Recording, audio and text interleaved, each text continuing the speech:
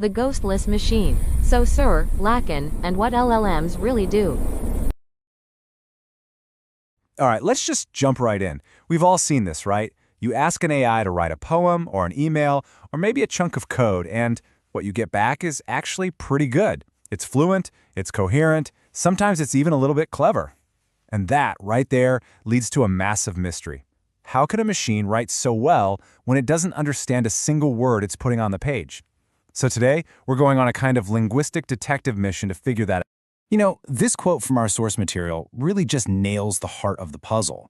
It suggests the secret isn't about what the AI knows, but about the patterns it's picked up on. It's not thinking, it's just mimicking the flow, the rhythm of language itself.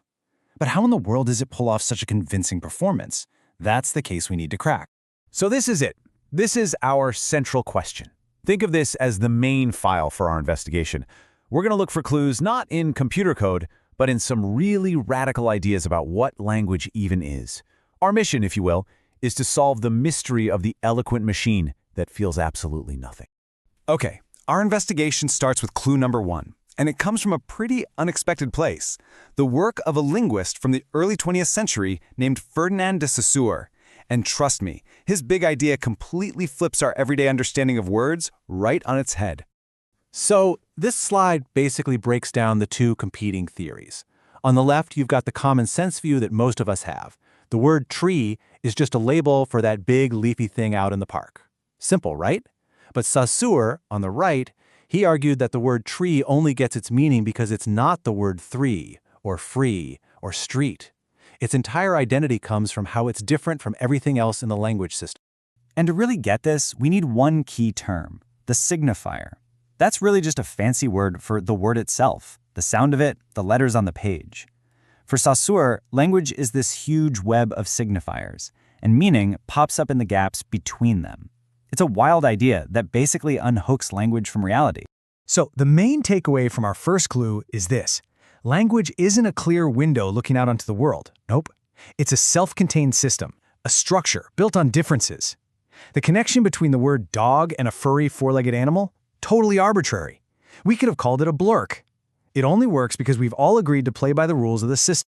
Okay, so if language is just a system of differences, where does meaning actually, land?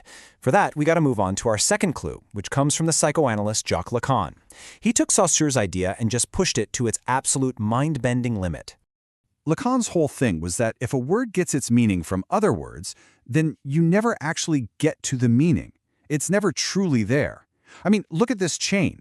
The word tree just points you to other words, other signifiers like leaf or wood. But then leaf just points you to vein or green. You can follow this chain forever, and you'll never, ever arrive at some final, stable definition. You're just always getting passed along to the next word. And this is the core of it right here. We're all caught in this endless chain of signifiers. We think we're pinning down what something means, but all we're ever really doing is pointing from one word to another to another. Meaning is constantly slipping right through our fingers. And here's where it gets really profound. If we're trapped inside this giant web of words, then it's not like we're just using language as a tool. In a way, language is using us. It's shaping our reality, our desires, even our very sense of being a self. It's this powerful, autonomous system that we're all just born into. All right, we've got our clues. Clue number 1, language is a self-contained system of differences. Clue number 2, meaning just runs along this endless chain of signifiers. With these two big ideas, these theoretical tools, we can finally crack the case of the large language model. This table really just lays it all out. As humans, right, we use both signifiers, the words, and the concepts they point to, which are all grounded in our actual lived experience in the world. We are the speaker behind the words. But an LLM, it operates only on the level of the signifier. That's it. It has no concepts, no experience. Its only grounding is in the statistical patterns between words it's been trained on. There is no speaker. So, the solution to our mystery is actually this simple. An LLM is a machine that's purpose-built to surf that signifier chain.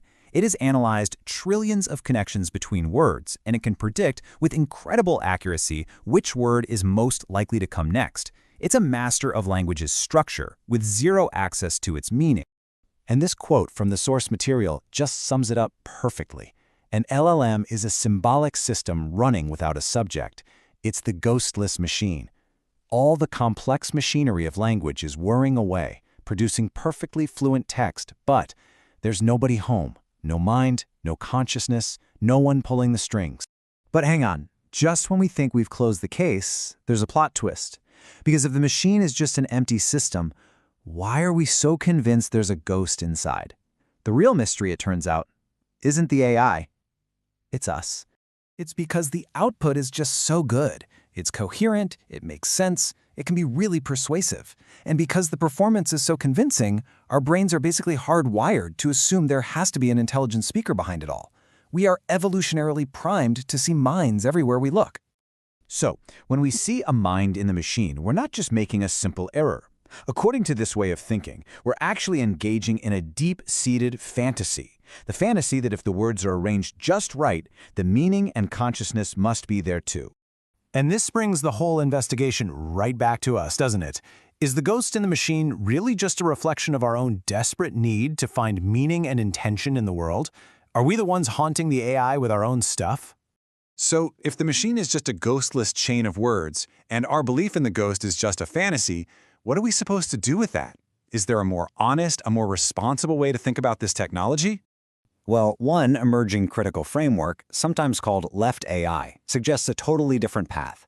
Instead of buying into the whole fantasy of a conscious machine, this approach says we should build systems that are really transparent about their limits, systems that remind us that the hard work of interpretation and accountability, that always stays with us, the humans. And maybe this is a much better definition of intelligence.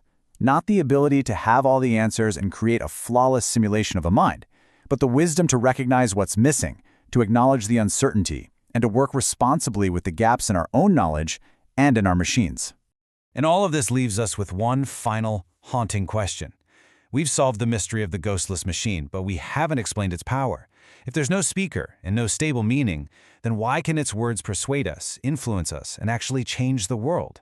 What gives language its real-world force? Well, that's a mystery for another time.